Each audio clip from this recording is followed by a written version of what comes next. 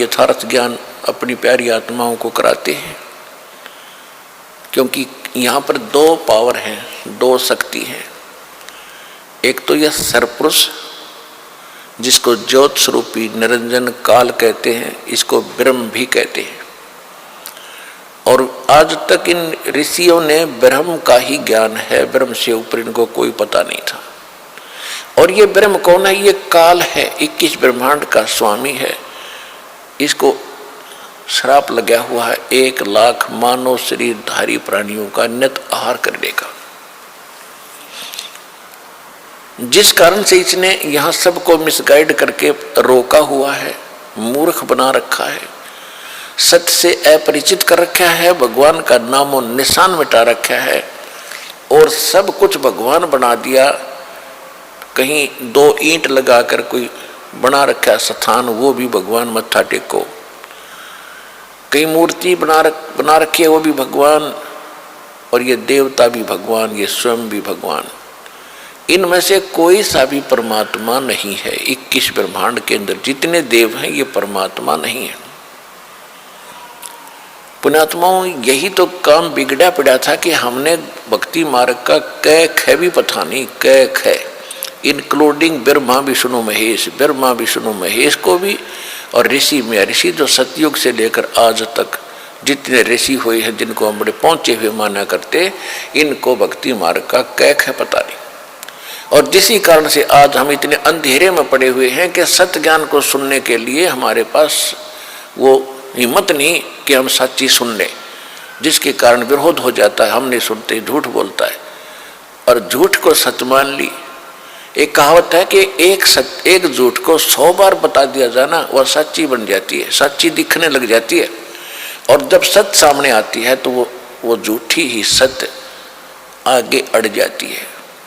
तो इस काल ने ऐसा जुल्म कर रखा है कि भक्ति मार्ग का नामो निशान मिटा दिया।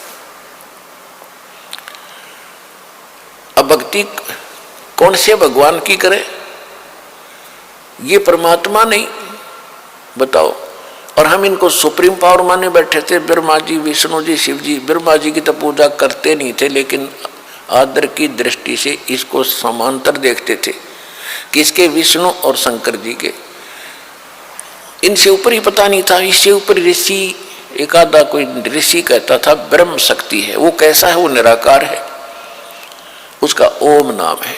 यहां बुद्धि टेकी थी आज तक सबकी, चाहे पवित्र हिंदू धर्म के लोग हैं, चाहे पवित्र मुसलमान धर्म के लोग हैं, वो भी इसी काल निराकार के ऊपर टिके हुए थे। चाहे पवित्र विश्व ये ईसाई धर्म के लोग हैं, ये भी निराकार, इस परमात्मा काल से ऊपर बुद्धि किसी की नहीं थी। ये तो परमात्मा स्वयं आए, जो प्रत्येक युग में आते हैं। सतगुरु आए दया करी ऐसे दीन दयाल, और बंदी छोड़ बिरतास का जठ रखनी प्रतिपाल।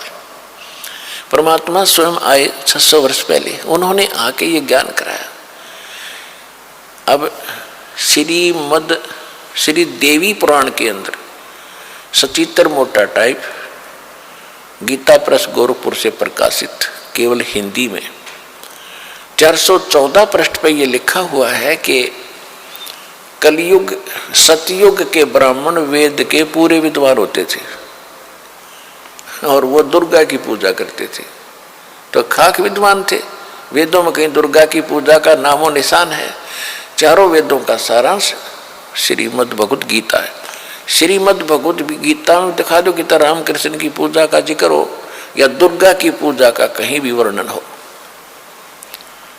तो ये खाक विद्वान थे, पढ़ने वेद और बकवाद ज्ञान बकवाद बतावें और वही बकवाद खुद करें।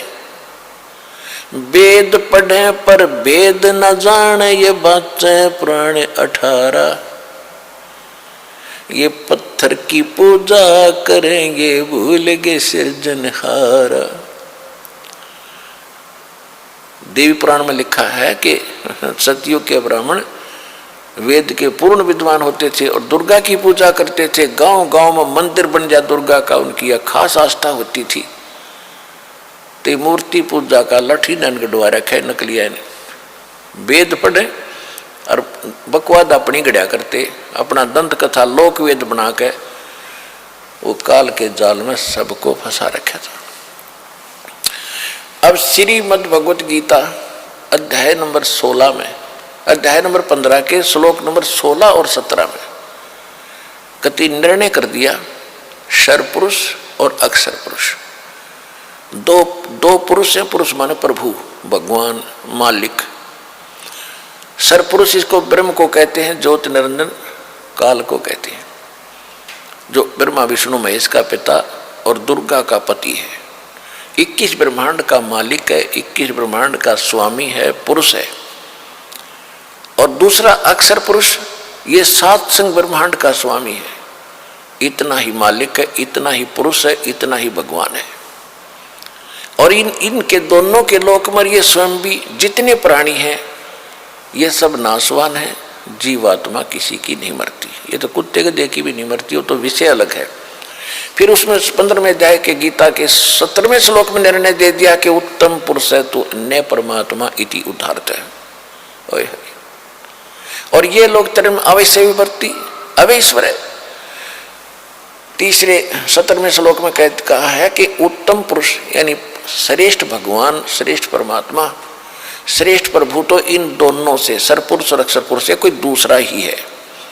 और उसको परमात्मा कहते हैं, परमात्मा इति उदाहरते, उसको परमात्मा कहते हैं। परमात्मा का अर्थ है दुख ना दे सुख ही दे। तो सतलोक के अंदर जहाँ से हम आए थे और जहाँ की हम अब प्रयत्न कर रहे हैं जाने की, जहाँ को हम जाने की प्रेरणा कर रहे हैं, वहाँ दुख नहीं है, वहाँ मृत्यु नहीं है, वहाँ वर्धावस्था नहीं है, किसी भी प्रकार का किसी वस्तु का अभाव नहीं है। तो कहने का भाव ये है कि उसमें लिखा है कि उत्तम पुरुष यानी पुरुषोत्तम, पुरुषोत्तम तो कोई और है, श्रेष्ठ भगवान को पुरुषोत्तम का, और उसी को परमात्मा कहा जाता है। और तो परमात्मा भी को नहीं, परमात्मा का अर्थ है श्रेष्ठ आत्मा जो केवल सुख दे, दुख ना दे किसी को।